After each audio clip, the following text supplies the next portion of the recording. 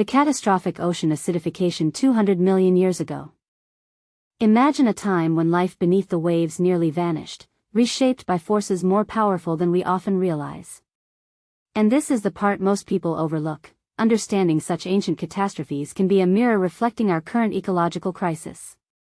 Recent research published in Nature Communications offers profound new insights into what decimated marine ecosystems roughly 201 million years ago, during the Triassic-Jurassic period.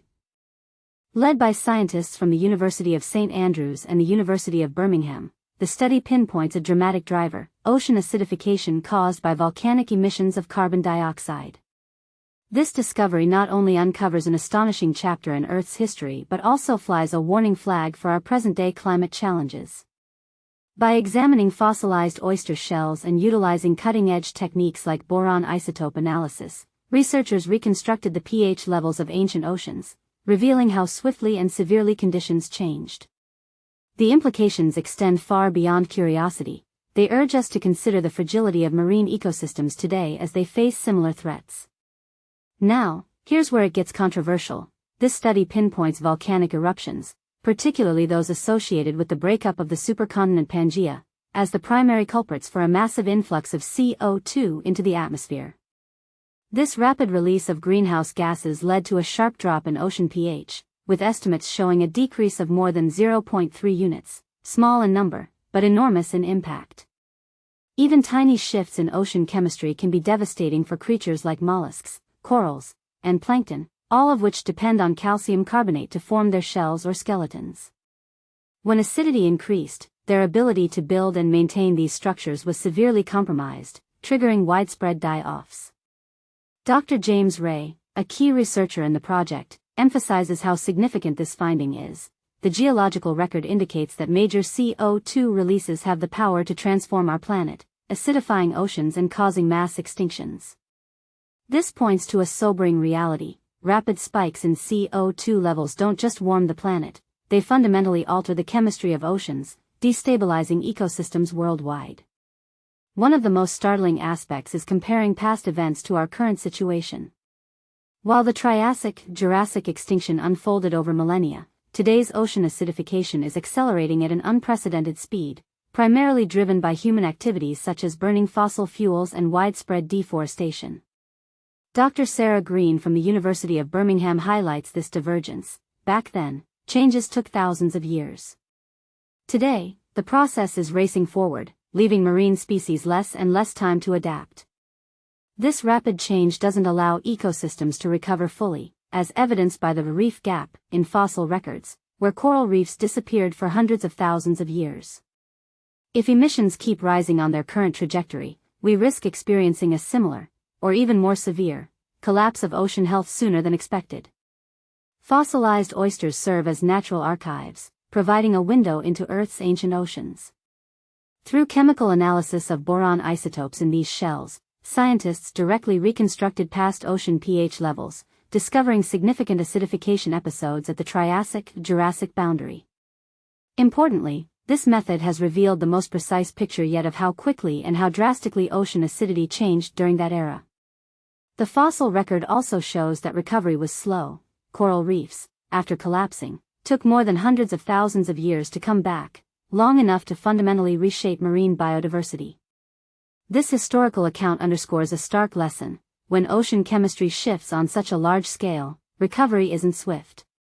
Instead, ecosystems face enduring disruption, a warning sign echoing into our modern era, where ongoing carbon emissions could provoke a similar, if not worse, crisis for today's oceans. Volcanic winters triggered mass extinction: how dinosaurs dominated Earth. Imagine a world where a series of catastrophic volcanic events reshaped life on Earth, paving the way for the rise of the dinosaurs. Over 200 million years ago, our planet experienced a dramatic series of massive volcanic eruptions that had far-reaching consequences. These eruptions were so intense that they spewed vast amounts of ash and gases into the atmosphere, effectively blocking sunlight and leading to a phenomenon known as volcanic winter. Recent research has revealed that these volcanic winters played a crucial role in a mass extinction event, which inadvertently set the stage for dinosaurs to become the dominant species on the planet. Let's delve deeper into this fascinating study and uncover the details. What transpired at the close of the Triassic period? The extinction event we're discussing took place approximately 201 million years ago, marking the end of the Triassic period. During this time, a staggering 70% of terrestrial species vanished from existence. With so many species gone, dinosaurs had the opportunity to thrive, reproduce, and ultimately take control of the Earth in the subsequent Jurassic period. For many years, researchers have sought to uncover the causes behind this significant extinction. The primary suspect has consistently been a vast volcanic region known as the Central Atlantic Magmatic Province, CAMP, which emerged when the continents were united in a supercontinent called Pangaea. What did the researchers uncover? A team of scientists conducted an in-depth analysis of ancient volcanic rocks found in Morocco and Canada. These rocks contain remnants of the Earth's magnetic field from that era, allowing the researchers to pinpoint 5 major volcanic eruptions that occurred within a remarkably short span of less than 50,000 years, an incredibly rapid sequence in geological terms. Each of these eruptions lasted less than a century, yet they were so powerful that they released enormous quantities of gases, including sulfur dioxide, SO2, into the atmosphere. This gas acted like a reflective barrier, bouncing sunlight away and causing the Earth to cool significantly. Why was this sudden cooling so perilous? This rapid drop in temperature is referred to as a volcanic winter. With sunlight unable to penetrate the atmosphere effectively, plants struggle to perform photosynthesis, which is essential for their growth. The death of plant life had a cascading effect on the food chain, leading to the demise of herbivorous animals that depended on these plants for sustenance. The initial volcanic eruption alone released an astonishing 63,000 megatons of sulfur dioxide, an amount 500 times greater than that of a significant eruption in Iceland in 1783. The frequency and severity of these volcanic winters were so intense that ecosystems lacked the necessary time to recover between events. What was the impact on marine life? In contrast to the terrestrial environment, the oceans faced a different set of challenges. The carbon dioxide, CO2, emitted from the eruptions led to warmer, more acidic waters, which in turn depleted oxygen levels. This created a hostile environment for many marine species, resulting in their extinction for reasons distinct from those affecting land-dwelling organisms. And what about the dinosaurs? Dinosaurs were already present before these volcanic eruptions, but they were not yet the dominant force in the ecosystem. As volcanic winters decimated numerous other species, dinosaurs found themselves with increased access to resources and habitats. Additionally, scientists believe that smaller, feathered dinosaurs were better equipped to adapt to the colder and shifting climate, while larger reptiles struggled to survive. This adaptability allowed dinosaurs to emerge as the predominant animals on Earth for over 130 million years. What lessons can we draw from this? This study serves as a powerful reminder of how swiftly climate can change and the profound effects it can have on all forms of life. In this instance, 5 volcanic eruptions occurring within a mere 100 years dramatically altered the trajectory of life on our planet. It also illustrates that catastrophic events can create opportunities for new life forms to evolve and flourish. The mass extinction that occurred ultimately provided dinosaurs with their chance to thrive. In conclusion, scientists employed a variety of techniques, including the study of magnetism, soil samples, and marine rock analysis, to piece together the events of over 200 million years ago. This research not only enhances our understanding of past climate events but also sheds light on the intricate connections between climate and life on Earth, a relationship that remains relevant today.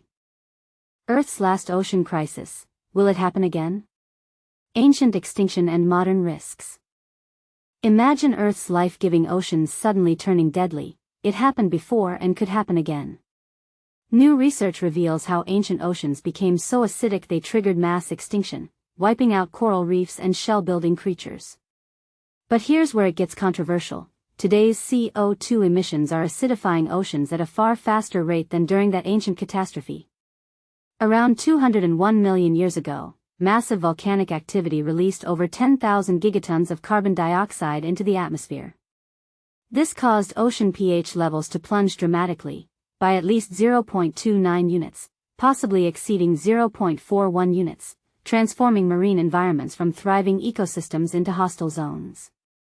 For perspective, This pH drop represents more than a doubling of atmospheric CO2, pushing levels beyond 1300 ppm. Today, we're already at 420 ppm and climbing rapidly. The study, led by the University of St. Andrews and University of Birmingham, used groundbreaking techniques analyzing boron isotopes in fossilized oysters from whales. These findings confirm for the first time that this acidification directly caused the Triassic-Jurassic mass extinction. Marine life that flourished before, including early corals, ichthyosaurs, and ammonites, faced catastrophic collapse. Coral reefs vanished entirely for hundreds of thousands of years in what's termed a reef gap, while shellfish struggled to form skeletons in the suddenly corrosive waters. What's truly alarming? The carbon release mechanism then mirrors today's situation. Volcanic eruptions during Pangaea's breakup flooded the atmosphere with mantle-derived CO2. Modern humans are now replicating this through fossil fuel combustion.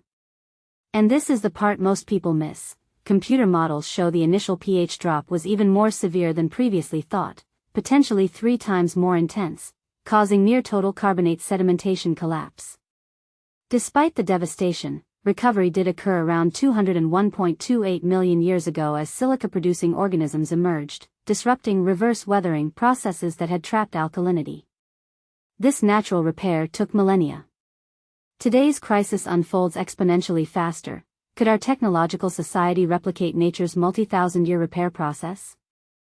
The data indicates current acidification trends match worst-case IPCC projections for 2100, potentially reaching Permian-Triassic extinction levels.